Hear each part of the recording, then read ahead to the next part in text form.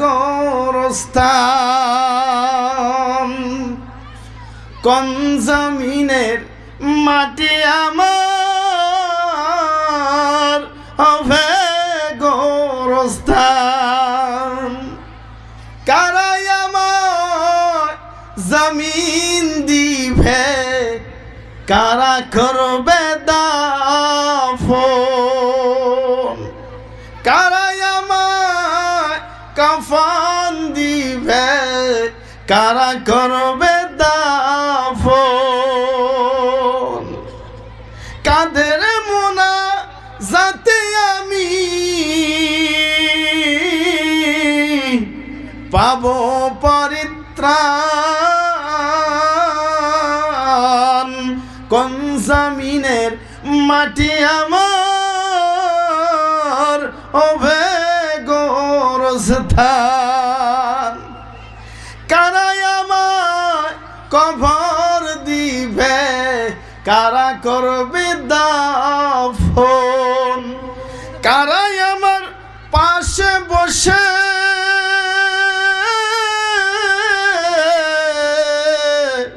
শোনাবে কোরআন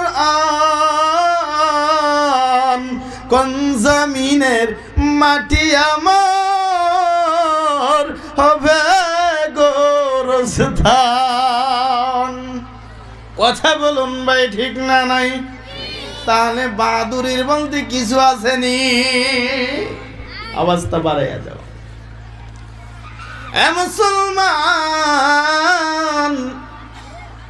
কে বলবো বলো বলো দুনিয়ার মধ্যে প্রত্যেকজন মানুষ বলে আমাকে লাগে কেউ বলবে আমার বাড়ি লাগে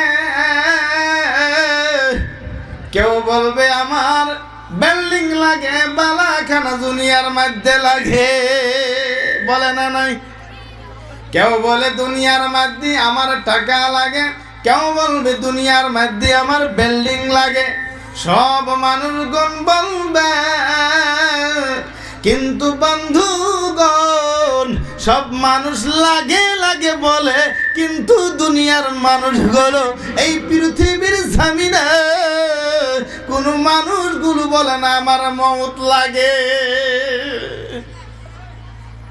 এটাও বলা দরকার ছিল না নাই সব তো বলে এ মুসলমান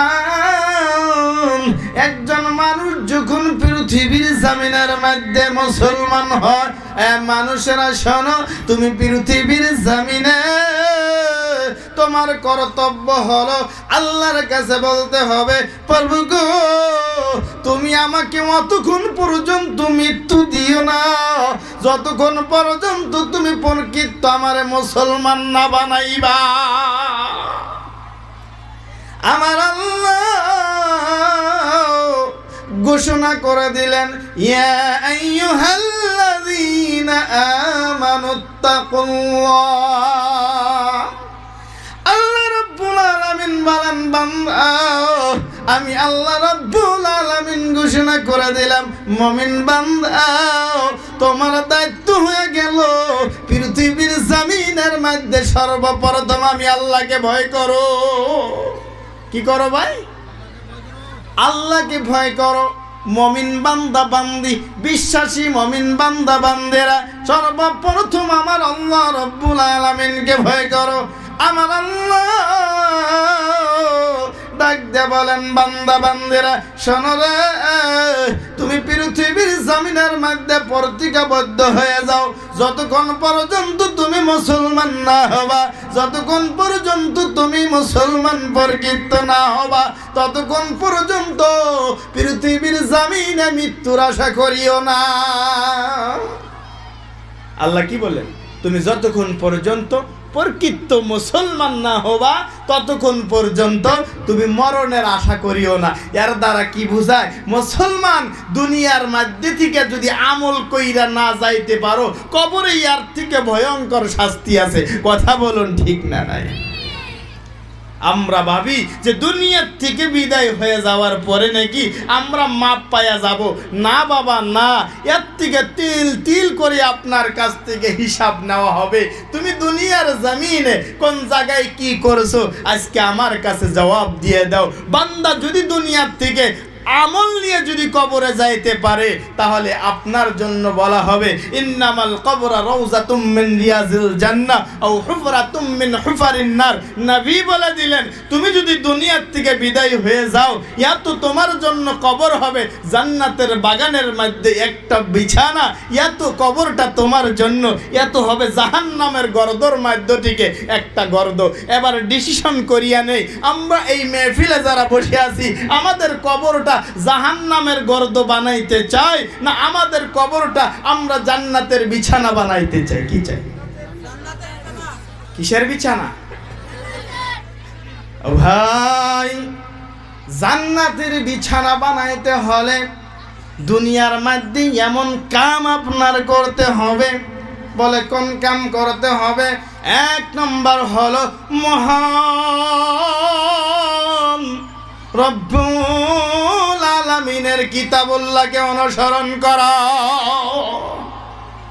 আল্লাহর নবী বিশ্ব নবী গো দুনিয়ার মধ্যে মানব জাতির জন্য ঘোষণা করে দিলেন সাহাবীরা তোমরা দুনিয়ার মধ্যে দুটা বস্তু ধরে রাখবা।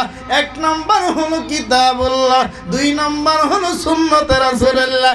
এই দুটা বস্তু যদি জীবনের মধ্যে ধরতে পারো রে কপালে লেখা নাও তোমার জন্য কবর হয়ে যাবে জান্নাতের বাগিচা। জোরে জোরে বলেন সুবহানাল্লাহ। তাহলে কোরআনের সাথে সম্পর্ক রাখা দরকার আছে না নাই? এ মুসলমান খবর এত ভয়ঙ্কর, এত ভয়ঙ্কর, ওই কবর মা চিনবে না, বাবা চিনবে না, এই কবর আত্মীয় স্বজন চিনবে না, ওই কবর ভাই চিনবে না, বেটা চিনবে না। কবর বলে কি আসো আজরাইল মালাকাল মউত। মালাকাল মউতের নাম তো শুনি আজরাইল, আজরাইল শুনি না? আজরাইল কেমন ভয়ঙ্কর বাবারা। আজরাইল মালাকাল মউত তেনার দিকে উল্লেখ আছে রে ভাই। গোটাল সমুদ্রের পানিটা যদি আজরাইল মালাকাল মউতের উপরে ঢালা যায়, একবার পানিটা মাথার উপরে ডালবে আর সমুদ্রের পানি জমিনের মধ্যে না পড়তে পড়তে আজরাইল মালাকাল মউতের শরীরে শুকাইয়া যাবে। সমুদ্রের পানিটা আজরাইল মালাকাল মউতের উপরে ডালার সাথেই মাথায় ঢালবে, জমিনের সাথে পড়ার সাথে সাথে গোটাল সমুদ্রের পানি শুকাইয়া যাবে, কিন্তু এক ফোঁটা পানি আজরাইলের শরীর থেকে জমিনে পড়বে না। জোরে বলেন সুবহানাল্লাহ। আল্লাহর ক্ষমতা দেখুন। এই আজরাইল মালাকাল মউত আবার মউতকে ভয় করেছেন। কি ধ্যান দিবেন? মউতকে ভয় করেছেন। বলে একজন মানুষ মরে গেল, ওই মানুষকে বলি আমরা মউত হয়ে গেল, বলি না নাই? কথা বলেন, বলি না নাই? মানুষ মরে গেলে মানুষকে বলি মউত হয়ে গেল। এ ভাই আমার আল্লাহ এই মউতকে ৭০,০০০ পর্দার মধ্যে ও ভাই ৭০,০০০ সেকল দিয়া তার বান্দা রেখেছিল। কত হাজার? ৭০,০০০ সেকল দিয়া মউতকে সৃষ্টি করার পর ৭০,০০০ সেকল দিয়া তার বান্দা রেখেছিল। আল্লাহ তাআলা বলেন এ ফেরেশতার দলেরা আমি তোমাদেরকে দেখাইতে চাই। বলে আল্লাহ কি দেখাইবেন? বলে তোমাদেরকে মউত দেখাইতে চাই। ফেরেশতারা বললেন ইয়া আল্লাহ গো এই মউত তো আগে কোনোদিন নাম শুনি নাই, এই মউত আবার কি? আল্লাহ বলেন চলো তোমাদেরকে মউত দেখাই। মউতের সামনে থেকে পর্দা সরানো হলো। মউত আরামে নিদ্রায় আছে। কোথায় আছে? নিদ্রায় চলে আসে। তার ৭০,০০০ সেকল তাকে ছেড়ে দেওয়া হলো। ছেড়ে দিয়ে আল্লাহ বলেন মউত তোমার ভয়ঙ্কর আকৃতি ধারণ করো, তোমার বড় বড় পাখাগুলো সরাইয়া দাও, তোমার বড় বড় শিংগুলো খুলে দাও, তোমার বড় বড় চোখগুলো খুলে দিয়া তোমার পাখা সরাইয়া আসমানের দিকে রওনা হয়ে যাও। আল্লাহর হুকুম শুনে মউত তার ভয়ঙ্কর আকৃতি ধারণ করিয়া আসমানের দিকে যখন রওনা হয়ে গেল, বাইরে সমস্ত ফেরেশতার দলগুলো সাথে সাথে বেহুশ হইয়া গেছে। আল্লাহু আকবার বলুন। ফেরেশতারা বেহুশ। এত ভয়ঙ্কর, এত ভয়ঙ্কর, এত ভয়ঙ্কর। সব বেহুশ হলেন। আল্লাহ বলেন, আজরাইল মালাকাল মউত, আজরাইল আমি তোমাকে হুকুম করলাম তুমি মউত তোমার কবজায় করে নাও। আজরাইল বলেন, আল্লাহ আমার কেমতা হবে না, এই মউত এত ভয়ঙ্কর। যখন আসমান দিকে রওনা হলো, আমি দেখে তো বেহুশ হয়ে গেছি, তারে আমি কেমন ভাবে ধরবো, ক্ষমতা হবে না। আল্লাহ বলেন, আমি তোমাকে হুকুম করেছি তুমি ধরো, তুমি ধরো। এবার মালাকাল মউত গেলেন, যাইয়া মউতকে তেনার কবজায় করে নিলেন। কি করলেন? কবজায় করলেন, নিজের হাতের মুঠোতে নিলেন। ভাই ধ্যান দিয়া দিবেন। এবার মউত চিৎকার মেরে মেরে কান্না আরম্ভ করেছে। এই দুনিয়ার মানুষ রে, আমার নাম হলো মউত। আমি দুনিয়ার মধ্যে কোনো মানুষকে পরোয়ার করব না। আমি বাবা রাখিয়া সন্তানকে বিদায় করে দিব, আমি বাবা রাখিয়া সন্তানকে বিদায় করব, সন্তান রাখিয়া আমি বাবাকে বিদায় করব, মা রাখিয়া সন্তানকে বিদায় করব, স্বামী রাখিয়া স্ত্রীকে দুনিয়ার থেকে বিদায় করব। শুধু তাই না, ভাইকে রাখবো, বোনকে বিদায় করে দিব, বন্ধুকে রাখবো, বন্ধুকে বিদায় করে দিব। একে একে করে আমি এইভাবে করে আমার নাম হইল মউত। গোটাল পৃথিবীর জমিনের মানুষকে আমি কাউকে মাফ করব না, একে একে আমি সবাইকে মউত দিয়ে দিব। মউত কান্দে। আল্লাহ বলেন, কুল্লু নাফসিন যায়কাতুল মউত। সমস্ত প্রাণী মৃত্যুবরণ করতেই হবে। এই মউত থেকে কেউ পলায়ন করতে পারবে না, ভাগতে পারবে না। কুল্লু নাফসিন যায়কাতুল মউত। আল্লাহ তাআলা বলেন, وإنما توفون أجوركم يوم القيامة فمن زحزح عن النار وادخل الجنة فقد فاز وما الحياة الدنيا إلا متاع الغرور। এ মুসলমান, আল্লাহ বলেন, যারা কামিয়াব তারা সাকসেস, যারা জান্নাতে সাব্যস্ত হয়ে গেছে তারা কামিয়াব হয়ে যাবে, আর যারা জাহান্নামী হয়ে গেছে তারা নাকাম। আল্লাহ তাআলা এই কথা বলার পরে আল্লাহ বলেন, এ মুসলমান, দুনিয়ার সমস্ত মানুষগুলো শুনে রাখো, এই দুনিয়াটা হলো ধোকার জায়গা। এই কথা বলে কেন? এই কুচু কুচু দম, এই ধরো, এই কথা বুঝাইতে পারছি? আমি কিন্তু কেচ্ছা কাহানি বলতেছি না, ধ্যান দিবেন। হইতে পারে মউত সম্পর্কে আপনারা শুনেছেন, হয়তো এরকম ভাবে শোনেন নাই।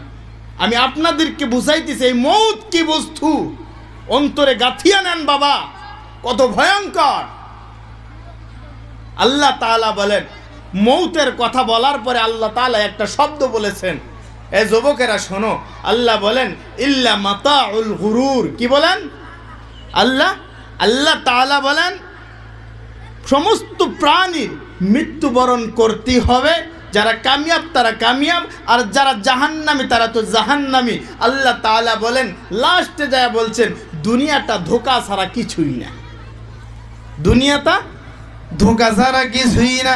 বাবা সন্তানকে ধোঁকা দেয়, সন্তান বাবাকে ধোঁকা দেয়। ও বন্ধু আমার ভাইয়েরা, পৃথিবীর জমিনের মধ্যে বন্ধু বন্ধুকে ধোঁকা দিয়ে যায়, এক বন্ধু আর এক বন্ধুকে ধোঁকা যায়। একসাথে খানা খেয়েছো, একসাথে ওঠা বসা করেছো, একসাথে চলাফেরা করেছো, সেই বন্ধু সময় পেলে পিছনে দিয়ে ছুরি মারবে, সামনে পাইলে সামনে দিয়ে মেরে যাবে। যেই বন্ধুর জন্য তুমি পানি নামেছো, ওই বন্ধু সময় পাইলে তোমার বুকের মধ্যে ছুরি মেরে দিবে। এক বিছনার মধ্যে খাইছো, এক বিছনার মধ্যে চলাফেরা করেছো, সময় পাইলে রে ওই বন্ধু তোমাকে ধোঁকা দিয়ে দিবে। আমার আল্লাহ বলেন ইল্লা মাতাউল গুরুর, দুনিয়াটা ধোঁকা ছাড়া কিছুই না। ধোঁকা দেয় না এ মুসলমান। যে কলিজার টুকরা সন্তানকে না খাইয়া খাইয়া তিল তিল করে তার জন্য একটা একটা করে টাকা বাঁচাইয়া বাঁচাইয়া তারপর আর খরচা মেকআপ করেছো, তার খানার মেকআপ করেছো। ও বন্ধু আমার ভাইয়েরা, সেই সন্তান আপনাকে ধোঁকা দেয়, যেই সন্তানের জন্য মাথার গাম পাতাই ফালাইয়া কষ্ট করে হাড় ভাঙ্গা পরিশ্রম করিয়া করিয়া তারে খানা খাওয়াইছেন, তারে পোশাক পরিধান করাইছেন। ও বন্ধু আমার ভাইয়েরা, মনে রাখবেন সেই সন্তান বাবাকে ধোঁকা দেয়। শুধু ধোঁকায় না, পৃথিবীর জমিনের এমন বাবা সন্তান আছে, ওই বাবাকে সময় পাইলে ওই বাবাকে কোনোদিন লাঠি দিয়ে আঘাত করে, এমন নজির পৃথিবীর জমিন আছে না? আল্লাহ বলেন ইল্লা মাতাউল গুরুর। কি বলেন? ধোঁকা। আরে সবাই ধোঁকা। স্ত্রী স্ত্রীকে ধোঁকা দেয়, স্ত্রী স্বামীকে ধোঁকা দেয়, স্ত্রী স্বামীকে ধোঁকা দেয়, স্বামী স্ত্রীকে ধোঁকা দেয়। স্বামী বলবে আমার স্ত্রী তো জানে না, স্বামী তো জায়গায় জায়গায় অন্য জায়গায় বিভিন্ন কুকর্ম করিয়া লিপ্ত থাকে।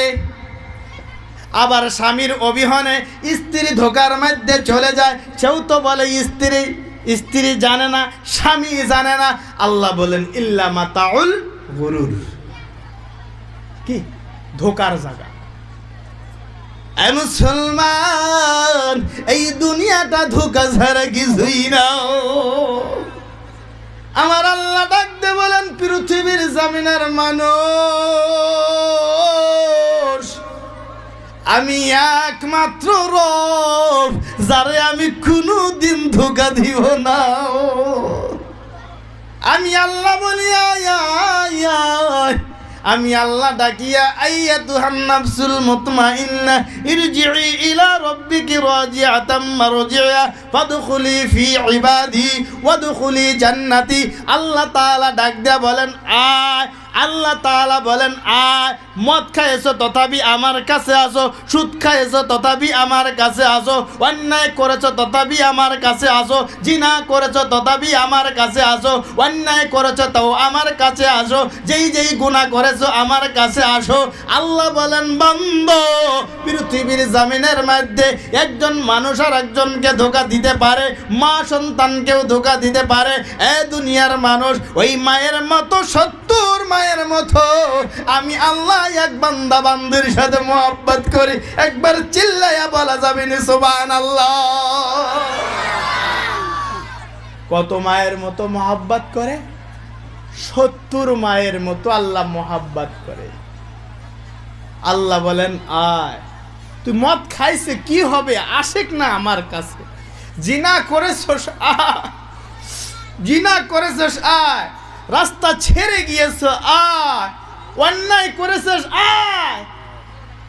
তোর মা, যেই মারে যদি সারাদিন ভুল করার পরে একবার যদি ডাক দাও মা, মা ভুইলা তোরে মাফ কইরা দেয়।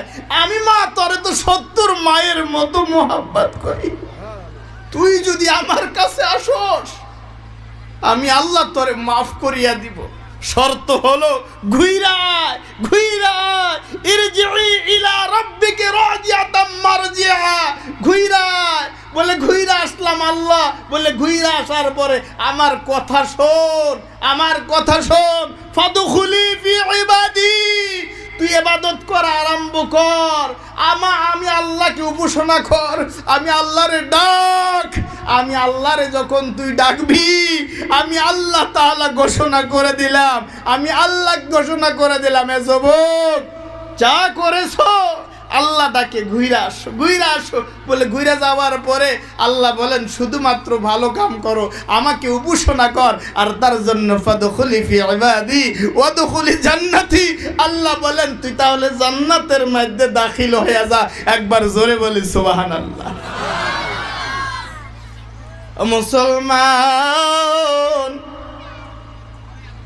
সন্তান যদি মার কাছে একবার ভুল করে 3 দিন কথা বলে না, ওই সন্তানকে 2 দিন না 3 দিন খানা বন্ধ করে দেয়। আমার আল্লাহ কোনোদিন কোনো বান্দার খানা বন্ধ করে না। না করে? কথা বলেন করে? মুসলমান যুবক ভাইয়েরা রে, মনে রাখবা, মনে রাখবা, আল্লাহর দিকে ঘুরে আসো, আল্লাহর দিকে চলে আসো। আমার আল্লাহ তাআলা দুনিয়ার মধ্যে তোমাকে নাজো নিয়ামত দিয়ে দিবে। তুমি যদি আল্লাহর হইয়া যাও, আমার আল্লাহ বলেন শর্ত হলো তুই আমার হইয়া যা, তুই খালি আমার হ। এ যুবক তুমি আমার হও। আল্লাহ তাআলা ডাক দিয়া বলেন শর্ত হলো তুই খালি আমার হইয়া যা, তুই খালি আমার গোলাম হইয়া যাও, তুমি আমার গোলাম হও। আমি আল্লাহ তাআলা ওয়াদা করলাম পৃথিবীর সমস্ত কিছু তোমার আমি গোলাম বানাইয়া দিব। সুবহানাল্লাহ।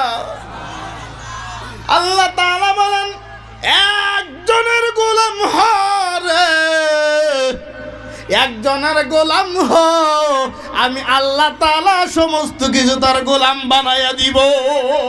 জোরে বলি সুবহানাল্লাহ। আল্লাহ কিছুই বলেন আমার গোলাম হ, তুই কি চাস খালি আমাকে ডাকবি, বাতাস তোর তাবে করিয়া দিব। আমাকে ডাকবি, পশু তার গোলাম, আমাকে ডাকবি, হাওয়া তার গোলাম, আমাকে ডাকবি, দুনিয়ার সবকিছু তার গোলাম। একবার জোরে বলি সুবহানাল্লাহ।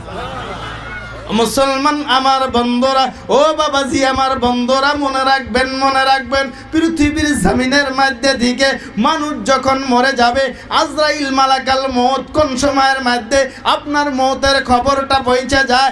একজন মানুষ যখন মৃত্যুর খবর পাওয়ার আগে আরশে মহল্লার তলে একটি গাছ আছে, সমস্ত প্রাণীর নামগুলো ওই পাতার মধ্যে লেখা আছে। ওই পাতাটা যখন আজরাইল মালাকাল মউতের কাছে 40 দিন আগে আসিয়া আজরাইল মালাকাল মউতের কাছে হাজির হয়, আল্লাহর রেজিস্টারের মধ্যে 40 দিন আগে মানুষটা দুনিয়ার মধ্যে মানুষটা মৃত্যু হয় না, কিন্তু আল্লাহর দরবারে তাকে মৃত্যু বলে আজরাইল মালাকাল মউতের কাছে ঘোষণা হয়। কতদিন আগে? কতদিন আগে? 40 দিন আগে। 40 দিন আগে আল্লাহর রেজিস্টারের মধ্যে আপনি মৃত্যু, একটা গাছ, সমস্ত প্রাণীর নাম সেখানে লেখা আছে। 40 দিন আগে ওই পাতাটা সিরিয়া দুনিয়ার মধ্যে না আজরাইল মালাকাল মউতের কাছে আসে, রেজিস্টার হয়ে যায় তুমি মৃত্যু। তুমি কি মৃত্যু, তোমার দুনিয়ার মধ্যে আর জায়গা নাই, তুমি 40 দিন পরে চলে যাবা।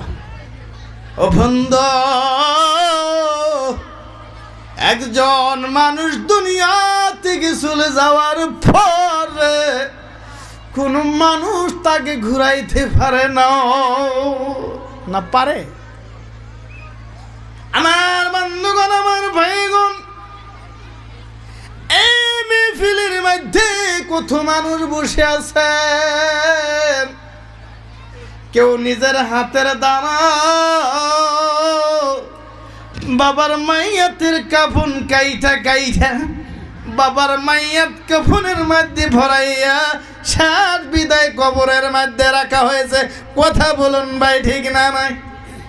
গ্রামের মানুষ কাঁদছে, ইতিম মানুষগুলো কাঁদছে, ভাই বেরাদার কাঁদছে, আত্মীয় স্বজন গুলো সবাই কান্দে কান্দে বলছে, প্রভু হে, আমরা ইতিম মানুষ কামাই করে খাইতে পারি না, আমার তো কামাই কারণেওয়ালা কেউ নাই। স্ত্রী কাঁদছে, আল্লাহ আমার তো আর কামাই কি করে আমাকে খাওয়াইবে, আজকে আমার স্বামী চলে গেল, দুইটা সন্তান দুনিয়ার মধ্যে রেখে গেল, দুইটা মেয়ে সন্তান রেখে গেল। ও বাবা, আমার বন্ধুরা, দুনিয়ার মধ্যে অনেক নজির আছে যে তিনটা মেয়ে সন্তান রাখিয়া বাবা দুনিয়ার থেকে বিদায় হয়ে যায়, স্বামী স্বামীর জন্য স্ত্রীরা কান্দে। শুধু তাই না ছোট ছোট বাচ্চারা কান্না করে, আল্লাহ আমাকে ঈদের দিন আমাকে কে জামা কিনে দেবে। ছোট ছোট বাচ্চারা বোঝে না, গ্রামের মানুষ কান্দে বলে, তিনিও কান্না করে। রে বন্ধু ও মুসলমান, কান্না কি হবে? আল্লাহ তাআলা বলে দিলেন, একজন মানুষের মৃত্যুর সময়টা এক সেকেন্ড হেরাফেরা হবে না। ফাইজা ওয়ালিকুল্লি উম্মাতিন ফাইজা জাআ আজালুহুম লা ইস্তাখিরুনা সাআতাও ওয়া লা ইস্তাকদিমুন। একজন মানুষের মৃত্যুর সময়টা এক মিনিট হেরাফেরা হবে না, এক সেকেন্ড হেরাফেরা হবে না। কারো কপালে যদি বাইক অ্যাক্সিডেন্ট হইয়া গলপাড়ার মধ্যে মৃত্যু আছে, তার মৃত্যু গলপাড়াই হবে। কারো মৃত্যু যদি হসপিটালে আছে, তার মৃত্যু হসপিটালেই হবে। কারো মৃত্যু যদি হালখাতে আছে, তার মৃত্যু হালখাতেই হবে। কারো মৃত্যু যদি নাঙ্গলে আছে, তার মৃত্যু নাঙ্গলেই হবে। কারো মৃত্যু যদি দিল্লির জমিনে আছে, তার মৃত্যু দিল্লির জমিনে হবে। এ মুসলমান, কপালে লেখা নাও, আল্লাহ তাআলা বলেন, লা ইস্তাখিরুনা সাআতাও ওয়া লা ইস্তাকদিমুন। একজন মানুষের মৃত্যুর জন্য এক মিনিট এক সেকেন্ড হেরাফেরা হবে না। যেই সময়ের মধ্যে আপনার কপালে মৃত্যু লেখা আছে, সেই সময়ই হবে। উপায় কি? উপায় মুসলমান আমার বন্ধুরা, কবর তো ভয়ঙ্কর। এই কবর কাউকে মাফ করবে না, এই মউত কাউকে মাফ করবে না। উপায় আছে। আল্লাহ রাব্বুল আলামিন বলেন, কুল ইন্নাল মাউতাল্লাযী তাফিররুনা মিনহু ফাইন্নাহু মুলাকীকুম সুম্মা তুরাদ্দুনা ইলা আলিমিল গায়বি ওয়াশ শাহাদা ফায়ুনাব্বিউকুম বিমা কুনতুম তা'মালুন। আল্লাহ রাব্বুল আলামিন বলেন, ও আমার হাবিব, ও আমার নবী, আমার বন্ধুরে, তুমি পৃথিবীর জমিনের মানুষকে জানাইয়া দাও, বুঝাইয়া দাও। বলে কি বুঝাইবো? আল্লাহ তাআলা বলেন, পৃথিবীর মানুষকে বুঝাইয়া দাও, যেই মানুষগুলো মউত থেকে ভাগে, যেই মানুষে মউতের কথা স্মরণ করে না। কোনো মানুষ বলে দুনিয়ার মধ্যে ব্যস্ত হয়ে গেছে, সে কোনোদিন ভাবে না যে আমি মৃত্যু হব, সে কোনোদিন ভাবে না এই দুনিয়ার থেকে বিদায় হয়ে যাওয়া লাগবে। আল্লাহ তাআলা বলে দেন, এ নবী আমার বন্ধু, সমস্ত মানুষগুলো জানাইয়া দাও, যেই মানুষগুলো মউত থেকে পালায়ন করে, মউত থেকে ভাগতেছে, দুনিয়ার পিছনে লেগে গেছে, তারা কোনদিন ভাবে না যে আমার মরা লাগবে। আল্লাহ তাআলা বলেন, তুমি দুনিয়ার মানুষকে বুঝাইয়া যাও, কুল ইন্নাল মাউতাল্লাযী তাফিররুনা মিনহু ফাইন্নাহু মুলাকীকুম। আল্লাহ রাব্বুল আলামিন বলেন, ওই সমস্ত বান্দা বান্দির জন্য ঘোষণা করো, আমি আল্লাহ তাকে ধরে নিয়ে আসবো। ফাইন্নাহু মুলাকীকুম, নিশ্চয় আমি আল্লাহ তোমাকে ধরব, তোমার সাথে মুলাকাত করব। বলে কোন আল্লাহ? জি আল্লাহ রাব্বুল আলামিন বলেন, সুম্মা তুরাদ্দুনা ইলা আলিমিল গায়বি ওয়াশ শাহাদা ফায়ুনাব্বিউকুম বিমা কুনতুম তা'মালুন। ওই আল্লাহর দিকে তোমার ঘুরিয়া যাইতে হবে, যে মহান রব, যিনি তোমার গায়ব তাও জানে, তোমার গোপনীয় কথাগুলো জানে। তুমি দুনিয়ার মধ্যে কোন জায়গার মধ্যে কোন গুনাহগুলো তুমি করতেছো, কোন ভাবনাগুলো তুমি করো। তুমি ভাবো আমি যা গুনাহ করতেছি যুবক কেউ জানে না, কেউ দেখে না। আল্লাহ বলেন, আমি সব দেখি। ইয়ালামু খাইনাতান আয়ুনি ওয়া মা তুখফিস সুদুর। এ পৃথিবীর জমিনের মানুষ, এ যুবকেরা, শোনো শোনো শোনো, পৃথিবীর জমিনের মধ্যে তুমি যেই গুনাহগুলো করো, সিসি ক্যামেরার মধ্যে তোমাকে লিপিবদ্ধ করা হইতেছে। কেউ দেখুক বা না দেখুক, তুমি জঙ্গলের মধ্যে গুনাহ করো, তুমি বিছানার মধ্যে গুনাহ করো, তুমি বিছানার লেপের তলে তুমি গুনাহ করো, কেউ দেখুক বা না দেখুক, আল্লাহ বলেন আমি সিসি ক্যামেরা লাগায়া দিছি। শুধু তাই না, তোমার অন্তরের মধ্যে তুমি কল্পনা কি করতেছো, এই জায়গার মধ্যে বসিয়া আমার বিষয় কি কল্পনা আল্লাহর দরবারে করো। আল্লাহ তাআলা বলেন, সুদূর তোমার সিনার খবরও আমি রাখি। শুধু তাই না, না না, তোমার চোখটা পলক কোন দিকে ঘুরিয়া তোমার চোখ দিয়ে তুমি কি ইশারা করতেছো, তাও আমি আল্লাহ রাব্বুল আলামিন খবর রাখি। একবার জোরে বলি সুবহানাল্লাহ। আচ্ছা বলুন তো, তাহলে বাঁচার উপায় আছে? এ মুসলমান, বাঁচার উপায় আছে? কোনো পদ্ধতিই বাঁচা যাবে না, কোনো পদ্ধতি এখানে বাঁচার কোনো চান্সেস নাই।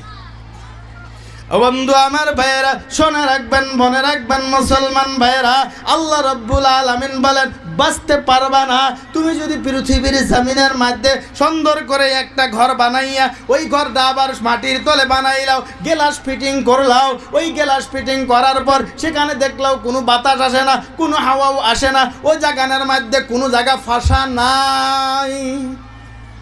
জমিনের তলে তুমি ঘর বানাইলাম, এই জমিনের তলে খানার মধ্যে তুমি একটা ঘর বানাইলাও, ওই ঘরের মধ্যে একটা ফাঁসাও তুমি রাখো নাই, একটা সুরাকও তুমি রাখো নাই, একটা হাওয়াও রাখো নাই, পানি যাবে বলে তাও একটা তুমি জায়গা রাখো নাই।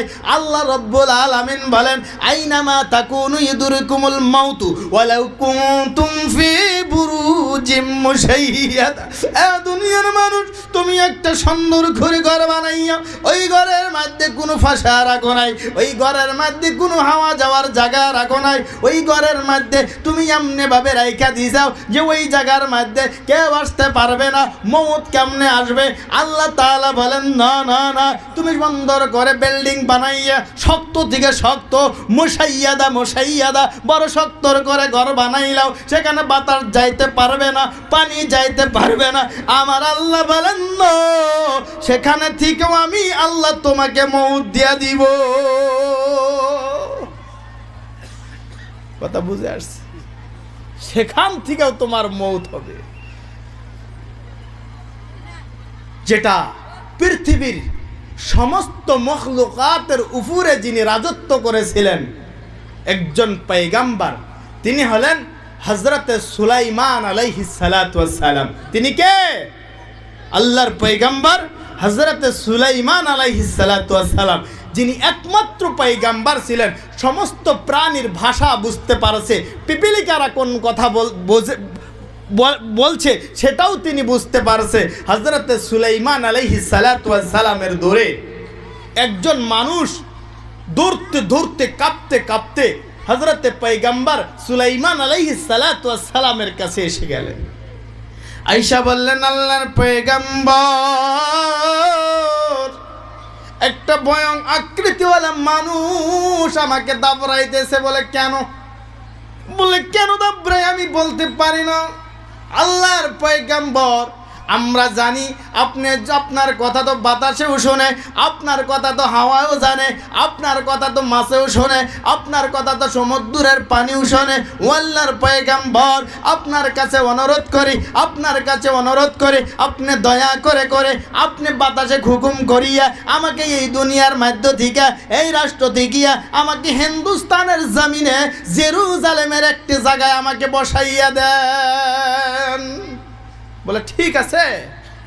বলে ঠিক আছে, তুমি যখন আমার কাছে আবদার জানাইছো, ভাইয়েরা ধ্যান দিবেন মওত কত ভয়ঙ্কর।